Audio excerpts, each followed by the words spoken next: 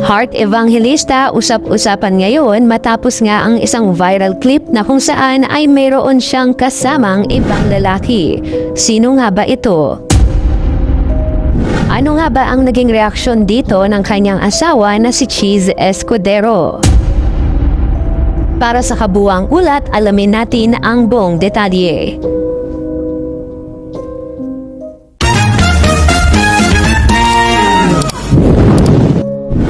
Umani ng libo-libong reaksyon at kilig mula sa mga netizens ang isang kumakalat na tila CCTV o security camera footage kung saan makikitang magkasama ang fashion icon na si Heart Evangelista at ang actor-director na si Jan Prats.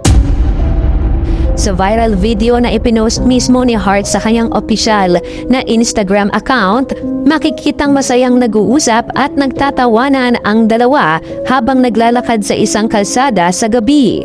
Agad na naging usap-usapan sa iba't ibang social media platforms ang natural na closeness ng dalawa, dahilan upang mabalikan ng publiko ang kanilang pinagsamahang proyekto noon.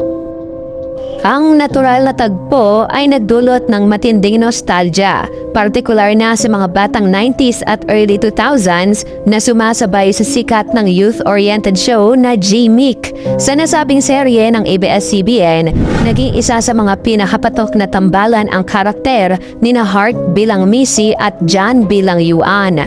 Bagamat lumipas na ang maraming panahon at may kanika na silang pamilya at karera, pinatunayan ng video na hindi kumupas ang kanilang chemistry at malalim na pagkakaibigan.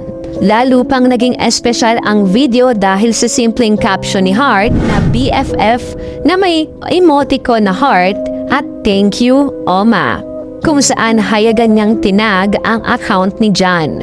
Bumuhos naman ang positibong komento mula sa mga tagahanga na nagpahayag ng tuwa sa matatag na samahan ng dalawang bituin sa kabila ng magkahiwalay na landas sa industriya.